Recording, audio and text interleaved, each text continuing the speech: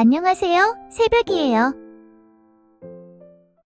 조선 후기 서시대감댁 외아들 서윤겸은 방에 들어서자마자 문지방 앞에서 그대로 멈춰섰다. 책상 위에 어제 없던 종이 한 장이 떡하니 놓여 있었다. 윤겸은 저도 모르게 미간을 찌푸리며 책상 앞으로 다가갔다. 그런데 이게 뭐지? 책상 위에 놓인 종이는 글씨가 적힌 종이가 아니었다. 윤겸은 눈을 껌뻑이며 조금 더 가까이 들여다봤다. 종이 위에는 그림 하나가 그려져 있었다. 갓을 쓴 사내 하나, 거친 붓으로 대충 휘갈긴 듯 보였지만 선 하나하나가 묘하게 살아있었다. 윤겸은 자기도 모르게 종이를 들어올리며 중얼거렸다. 대충 그린 것 같은데 보통 솜씨는 아니군. 붓끝이 멈춘 자리마다 힘이 들어가 있었다. 이런 선은 아무나 못 그리는데. 윤겸은 천천히 고개를 들었다. 근데 대체 이걸 누가 그린 거지? 그 순간 열린 방문을 붙잡고 처녀 하나가 고개를 빼꼼 내밀고 서 있었다. 눈이 마주치자 처음 본 낯선 처녀는 윤겸을 보고 배시시 웃고 있었다. 누구시오? 처녀는 그제야 놀란 듯 어깨를 움찔하더니 머리를 긁적였다. 아, 저 때문에 놀라셨구만요. 저는 송이라고 해요. 한 송이요? 윤겸은 손에 든 종이를 보고 다시 송이를 보았다. 누군데 남의 집에 들어와 이러고 있는 것이오? 윤겸이 인상을 쓰며 소리치자 송이는 전혀 겁먹지 않고 고개를 갸웃했다. 아, 그게요.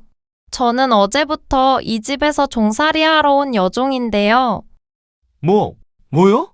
여종? 송이는 고개를 끄덕이며 괜히 또 한 번 말했다. 남의 집에 몰래 들어온 거 아니고 이 집 여종이요. 윤겸은 말문이 막혀 손에 쥔 종이를 흔들었다. 그럼 혹시 이 그림을 네가 그린 것이냐?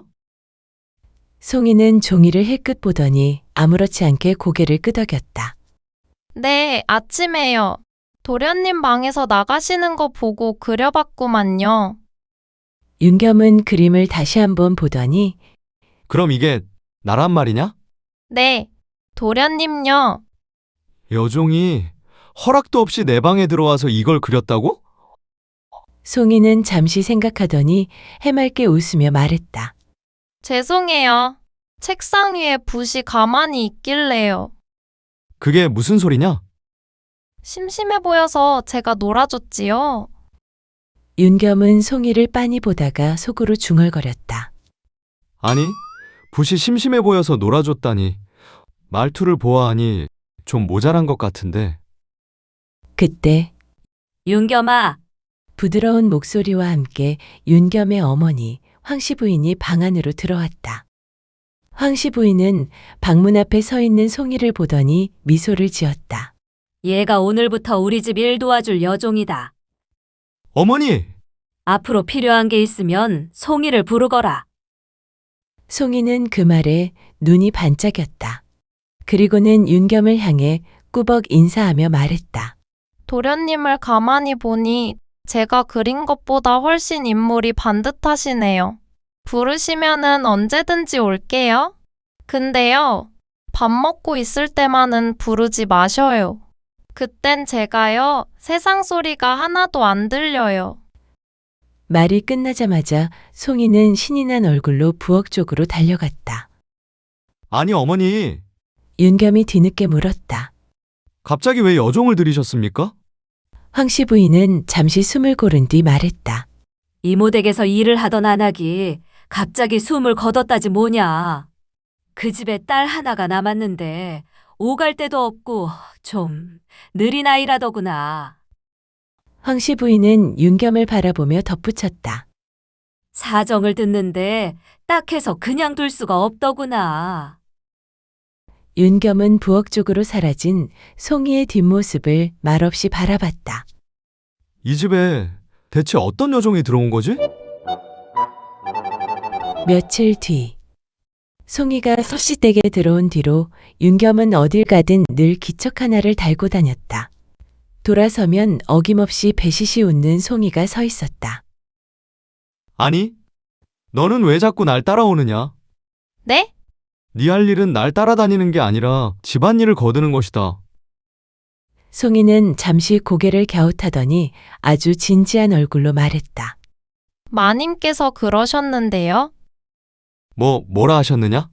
도련님 잘 보살피는 게 제 할 일이라고요. 윤겸의 눈썹이 꿈틀했다. 그래서? 그래서 도련님 가시는 데마다 졸졸 따라다니는 거지요. 그게 이유냐? 그럼요. 송이는 고개를 크게 끄덕였다. 도련님은 앞만 보고 걷는 분이잖아요. 그게 무슨 말이냐? 뒤에서 뭐가 오는지는 전혀 안 보시고요. 윤겸은 더 묻지 않았다. 괜히 묻는 쪽이 손해라는 걸 이미 여러 번 깨달았기 때문이다. 그때였다. 비켜라! 장터 쪽에서 거친 고함이 들려왔다. 짐을 잔뜩 실은 큰 소 한 마리가 고삐에 끌린 채 사람들 사이로 들이닥치고 있었다. 윤겸은 소리를 듣고도 미처 몸을 피하지 못했다. 그 순간 도련님! 송이가 냅다 달려들어 윤겸의 소매를 획 잡아당겼다. 윤겸의 몸이 휘청하며 뒤로 밀려났다. 소는 바로 옆을 스치듯 지나갔다. 윤겸은 잠시 말이 없었다. 심장이 한 박자 늦게 쿵 내려앉았다. 송이는 윤겸 팔을 꼭 붙든 채 눈을 치켜뜨고 소 쪽을 노려보더니 중얼거렸다. 아이고, 소눈이 장식인가? 윤겸은 그제야 숨을 내쉬었다. 나는 괜찮다. 괜찮긴요. 송이는 윤겸을 위아래로 훑어보았다. 도련님, 소뿔이 얼마나 센데요? 저 아니었으면 지금쯤 도련님은 소랑같이 굴러다니셨을걸요? 윤겸은 어이없다는 듯 코웃음을 쳤다. 나 참 별소리를 다 하는군. 송이는 윤겸 얼굴 가까이 다가와 싱긋 웃었다. 거봐요. 뭘 말이냐? 이래서 제가 필요한 거라니까요. 잠시 후 송이는 아무 일도 없었다는 듯 배를 문질렀다. 도련님, 또 뭐냐?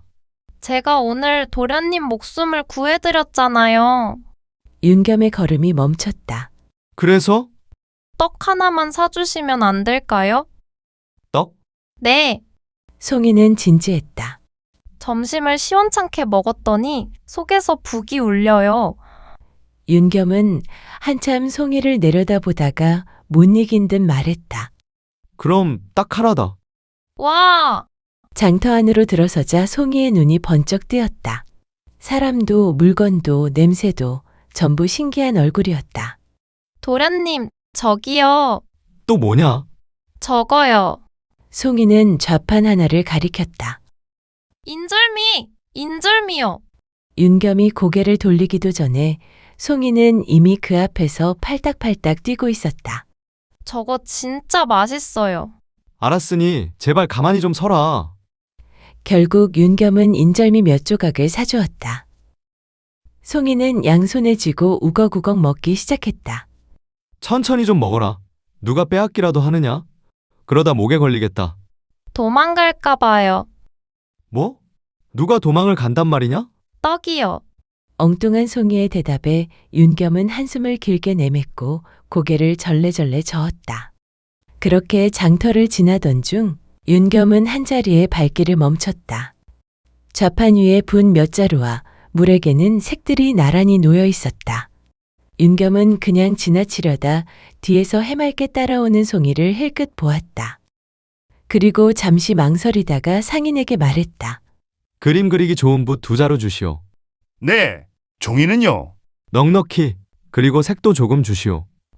윤겸의 말에 장사꾼이 고개를 끄덕였다. 그때였다. 뒤에서 송이가 눈을 크게 뜨고 윤겸을 올려다보았다. 도련님, 글 공부하시려고요? 아니다. 그럼요. 윤겸은 괜히 퉁명스럽게 말했다. 네 그림 솜씨가 생각보다 괜찮더구나.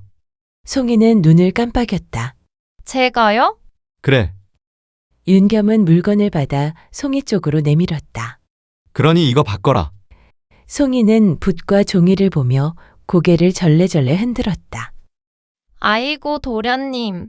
흙바닥이 제 종이고 나뭇가지가 제 붓인데요.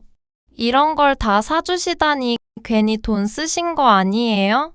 윤겸은 대답 대신 그 물건들을 송이 품에 밀어 넣었다. 귀찮아서 그런다. 이제 나 졸졸 따라다니지 말고 그걸로 그림이나 그려보거라. 제가 감히 이런 걸 받아도 되나요? 쓸 도구가 있으면 그림도 달라지는 법이다. 윤겸은 돌아서며 덧붙였다. 오늘 날 살려줬으니 그냥 바꿔라. 송이는 한참을 서서 붓을 내려다보다가 환하게 웃었다. 도련님, 뭐? 저 이거 아주 조심히 쓸게요. 윤겸은 대답하지 않았다. 다만 입꼬리가 아주 조금 올라가 있었을 뿐이었다. 송이가 서시댁에 들어온 지도 어느덧 며칠이 지났다. 허나 아무것도 해본 적 없는 송이는 무엇 하나 제대로 하는 법이 없었다. 그릇을 닦다 쨍그랑. 물은 길어오면 반은 엎질러지고 빨래는 널어 놓아도 늘 축축했다. 아이고야, 또 깨먹었네.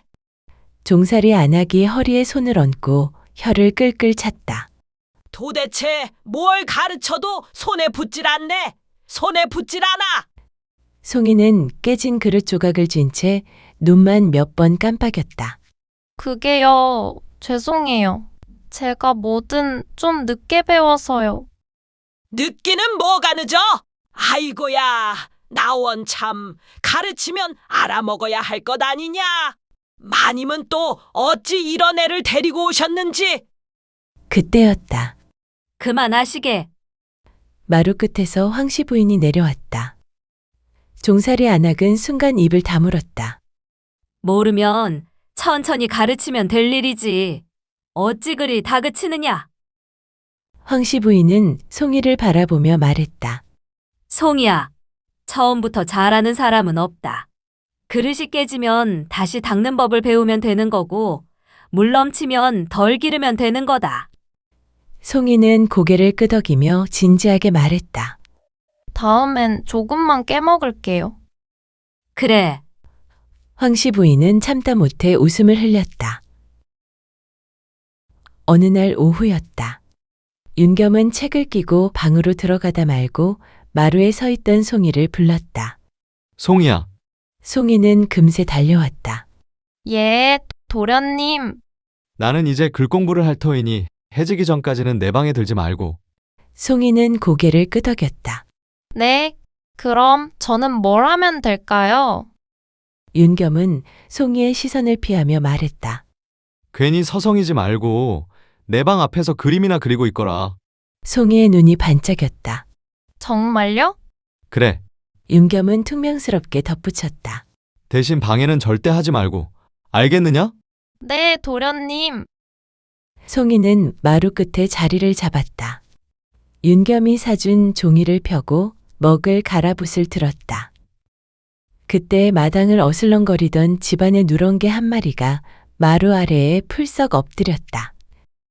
송이는 그 모습을 한참 바라보다가 슬그머니 붓을 움직였다. 하품하며 벌린 입, 앞발을 쭉 뻗은 모양, 꼬리를 툭툭 치는 모습까지. 붓은 망설임 없이 움직였다. 담벼락 아래에는 능소화가 흐드러지게 피어 있었다. 붉은 꽃잎이 담을 타고 흘러내리는 모습이 마치 불꽃처럼 보였다. 송이는 그 꽃도 놓치지 않았다. 그때 마당을 지나던 서대감이 걸음을 멈췄다. 응? 서대감은 송이 앞에 놓인 종이를 내려다봤다. 마루 아래 늘어진 개 한 마리, 담장에 기대핀 능소와 그 아래 번진 여름벼까지. 잠시 말이 없던 서대감이 낮게 중얼거렸다. 이건 그냥 끄적인 그림은 아니구나. 송이는 고개를 들었다가 깜짝 놀라 붓을 놓칠 뻔했다. 아, 대감마님. 이걸 네가 그렸느냐? 송이는 머리를 긁적였다. 네, 개가 곱게 자고 있길래요. 서대감이 웃음을 삼켰다. 걔가 가만히 자고 있길래 그린 것이냐? 움직이면 못 그려서요. 그 말에 서대감의 입꼬리가 살짝 올라갔다. 그럼 저 꽃은 능소하요. 바람 불면 떨어질까봐 미리 그려놨어요. 서대감은 한동안 그림에서 눈을 떼지 못했다. 이 그림은 밖에 내놔도 부끄럽지 않겠구나. 그때 방 안에서 책을 읽던 윤겸이 문틈으로 그 모습을 보고 있었다. 윤겸은 괜히 고개를 돌렸다. 쓸데없이 잘 그리기는. 그러면서 윤겸은 책보다 마루 끝에서 들려오는 붓소리에 더 오래 귀를 기울였다. 어느 날이었다. 윤겸이 글 공부를 하러 나가고 집안일도 마땅히 할 것이 없자 우서시대는 한동안 조용했다. 심심해진 송이는 대문 앞을 서성이다가 결국 밖으로 발을 내디뎠다. 그날은 볕이 유난히 고왔다. 송이는 윤겸이 사준 종이와 붓을 품에 안고 집 뒤 계곡으로 내려갔다. 물소리가 크지 않아 붓소리를 가리기엔 딱 좋은 곳이었다. 바위 아래 그늘에 앉아 송이는 한참을 아무것도 하지 않고 계곡을 바라보았다. 그 흐름을 그대로 옮기듯 송이의 붓이 움직였다. 바위의 그림자, 물 위에 흔들리는 햇살, 멀리 서 있는 나무 한 그루까지. 그때였다. 송이가 고개를 돌리자 지팡이를 짚은 노인이 그림을 내려다보고 서 있었다. 이걸 네가 그린 것이냐? 송이는 벌떡 일어나 고개를 끄덕였다. 아, 예. 누구에게 배웠느냐? 송이는 잠시 생각하다가 솔직히 대답했다. 아무한테도 안 배웠어요. 노인이 다시 물었다. 그럼 어찌 이런 손이 나오느냐? 그냥요. 보면 제 손이 이렇게 가요. 노인은 그림을 뒤집어 보고 붓끝을 찬찬히 살폈다. 그리고 혼잣말처럼 중얼거렸다. 이건 배워서 나오는 손이 아니구나. 잠시 후 노인이 물었다. 이름이 무엇이냐? 송이라고 해요. 기와마을의 서대감 댁에 사는 여종이에요. 숨김도 꾸민도 없는 대답이었다. 노인은 그림을 다시 펼쳐들며 말했다. 이 그림을 내게 팔겠느냐? 송이는 눈을 크게 떴다. 예? 이걸요? 잠시 망설이다가 말했다. 아니에요. 제가 막 그린 거라서요. 볼품도 없고 돈 받을 만큼은 아닌데. 마음에 드시면 그냥 가져가셔도 돼요. 저는 또 그리면 되니까요. 노인의 얼굴이 단단해졌다. 아니다. 이런 그림은 공짜로 받아서는 아니 된다. 노인은 주머니에서 은전을 꺼내 송이 손에 쥐어주었다. 5냥이다. 송이는 돈보다 자기 그림을 다시 보았다. 제가 그린 게 이만한 값이 돼요? 노인은 고개를 끄덕였다. 충분하다. 오히려 적다 느껴질 만큼이다. 송이는 말뜻은 잘 모르겠는지 고개를 끄덕이며 두 손으로 엽전을 받들어 쥐고는 신이 난 얼굴로 웃었다.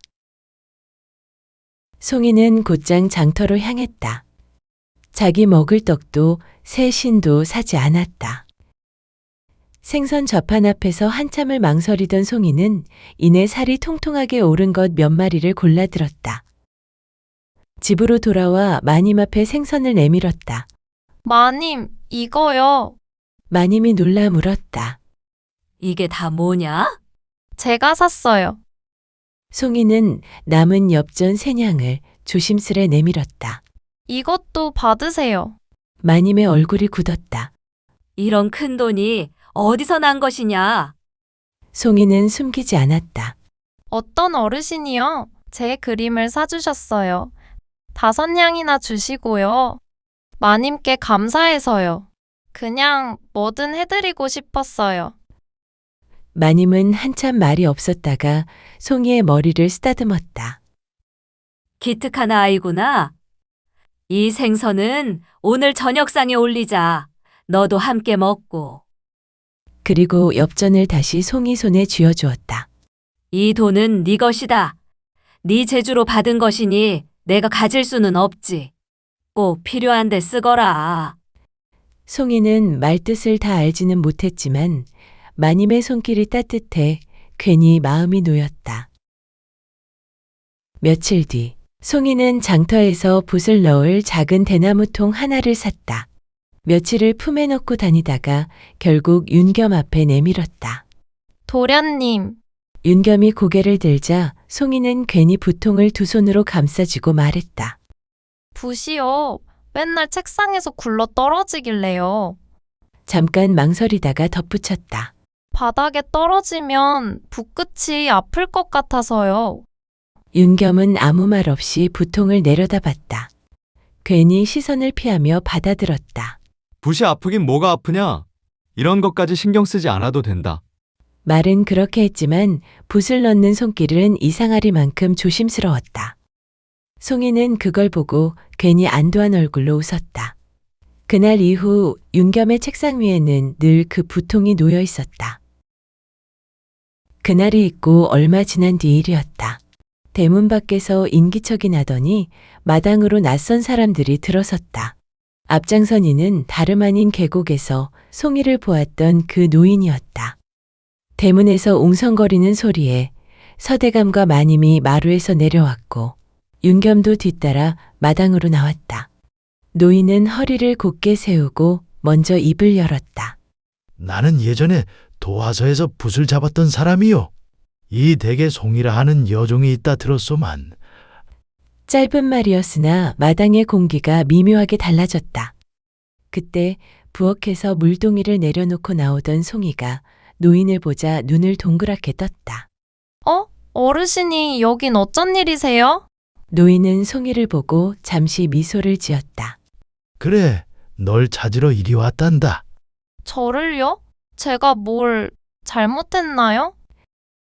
송이는 무슨 말인지 몰라 어리둥절한 표정으로 윤겸이를 바라보았다.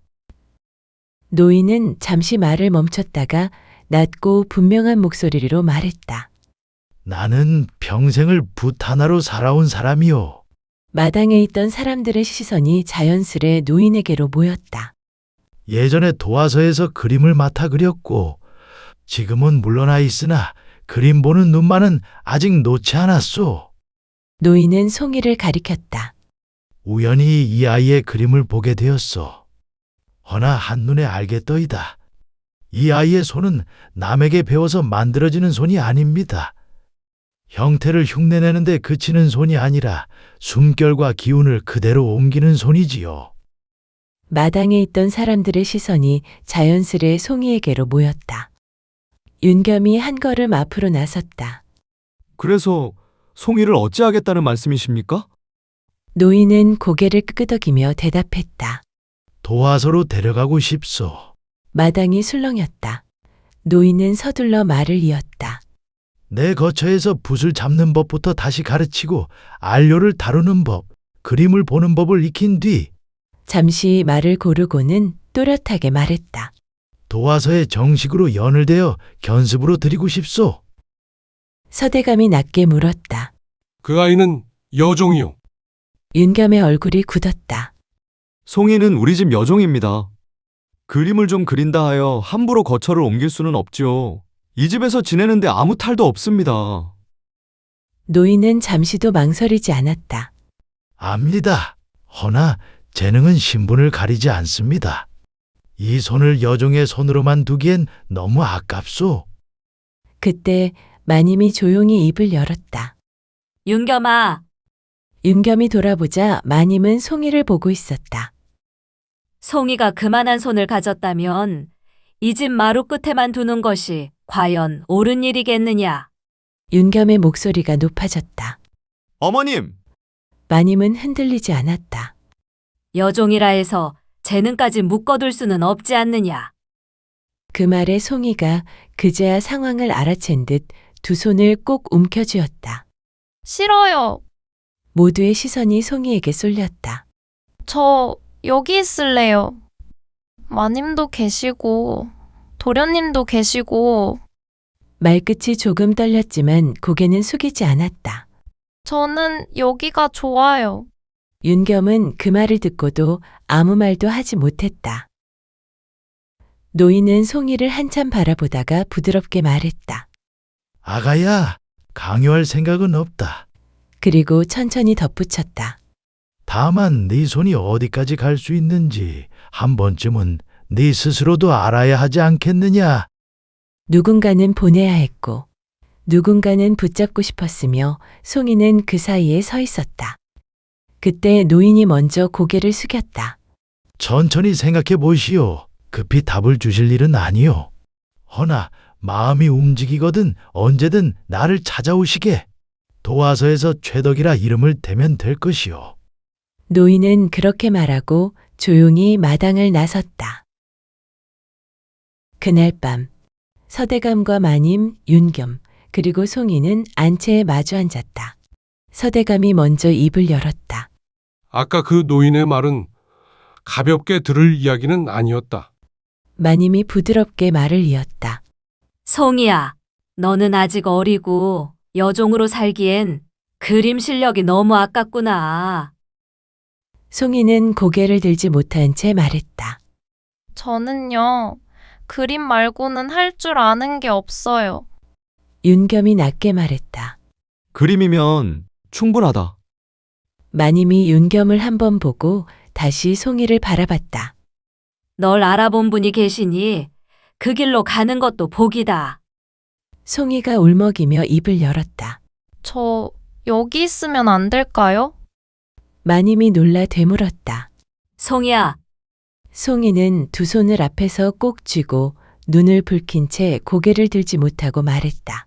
여긴요, 매일 얼굴을 볼 수 있잖아요. 아침엔 부엌에서 음식 냄새도 나고요. 저녁이 되면 불도 켜지고요.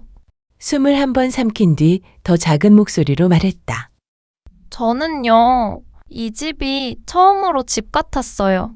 고개를 숙인 채 마지막 말을 꺼냈다. 그래서 멀어지는 건 너무 슬퍼요. 마님은 한동안 송이를 바라보다가 조용히 품에 끌어안았다.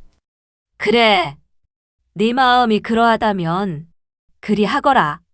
그제야 송이는 가늘게 숨을 내쉬었다. 며칠 뒤였다. 해가 중천에 오르기도 전 서시대감댁 대문 앞이 소란스러워졌다. 낯선 산의 서너시, 봉인이 찍힌 문서를 들고 서 있었다.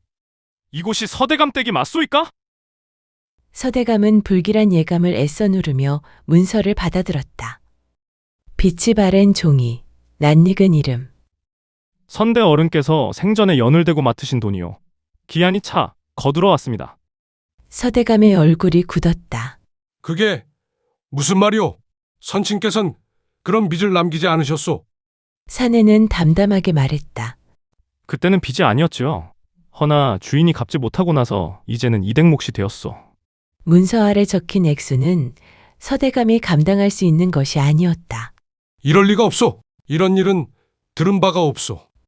말이 끝나기도 전에 서대감의 숨이 거칠어졌다. 가슴을 움켜쥐고 비틀거리다 그대로 마루에 무너졌다. 대감마님! 황씨 부인의 외침이 마당을 찢었다. 그러나 서대감은 끝내 다시 일어나지 못했다. 집안은 순식간에 기울었다. 가옥과 토지는 차례로 넘어갔고 사람들은 하나둘 발길을 끊었다. 며칠 뒤 세 사람은 짐이라 부르기에도 초라한 보따리 몇 개를 들고 도성을 벗어났다. 친척의 도움으로 겨우 구한 곳은 외딴 초가 한 채였다. 황씨 부인은 잠시 마루 앞에 서서 숨을 고른 뒤 말했다. 여기서 다시 시작하자. 허나 초가에서의 삶은 고됐다. 쌀독은 날이 갈수록 가벼워졌고 마님은 결국 자리에 누웠다. 기침 소리가 밤마다 방 안을 맴돌았다. 윤겸은 이를 악물었다. 날이 저물면 책을 폈고 등잔불이 꺼질 때까지 글을 놓지 않았다. 이번엔 반드시 붙어야 한다. 송이는 날이 밝으면 붓과 종이를 품에 안고 밖으로 나섰다. 산자락에 앉아 그림을 그리고 그 그림을 들고 장터로 나갔다. 그림 사세요. 제가 그린 건데요. 한 번만 봐주세요. 그러나 사람들은 그림을 스치듯 보고는 고개를 저었다. 아이고, 먹고 살기도 빠듯한 판에 그림이 밥을 먹여주나. 그때 힘없이 처진 송이의 어깨에 누군가 손을 얹었다. 그만하거라. 고개를 들자 윤겸이었다. 이런 데서까지 고개 숙일 필요 없다. 도련님이 여긴 어떻게... 윤겸은 괜히 시선을 피하며 말했다. 날도 찬데 네가 떨고 다니는 꼴은 보기 싫다. 잠시 뜸을 들이다 덧붙였다.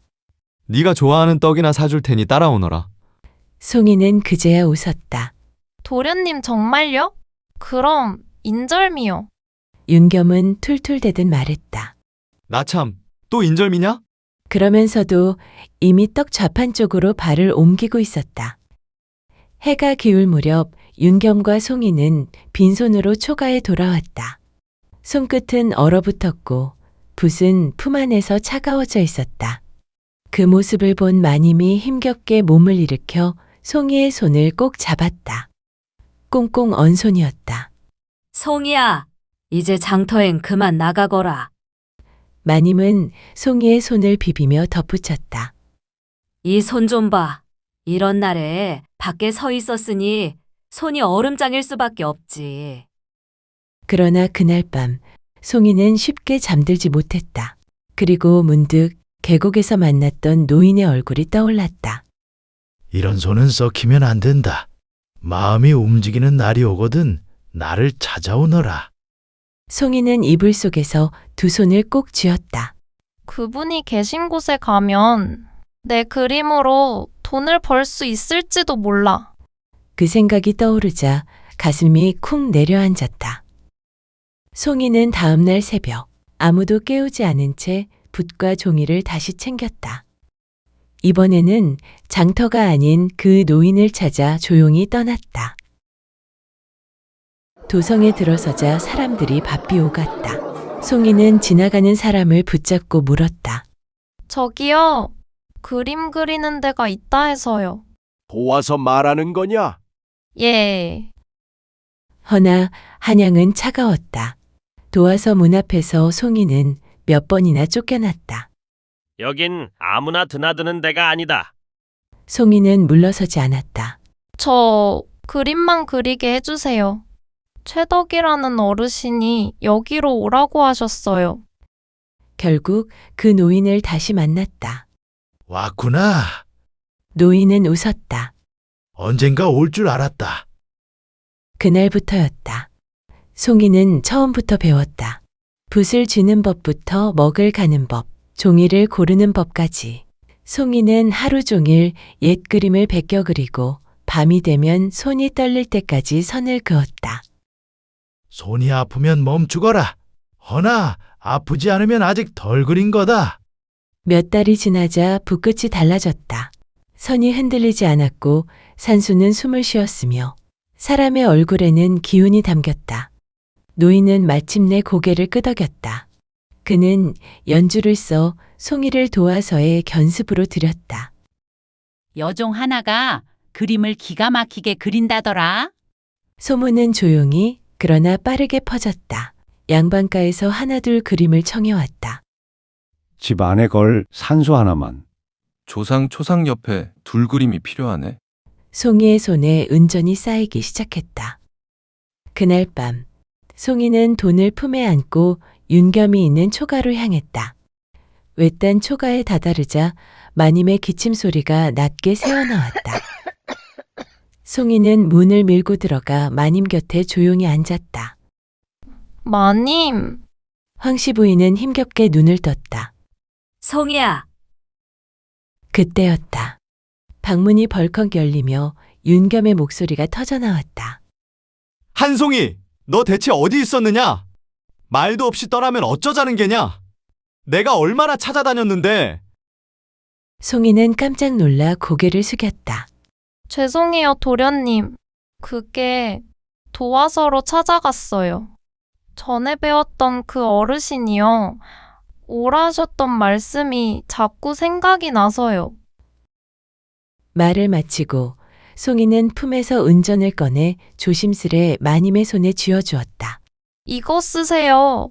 약도 지으시고 쌀도 좀 사시고요. 마님이 놀라 손을 때려 하자 송이는 급히 말을 이었다.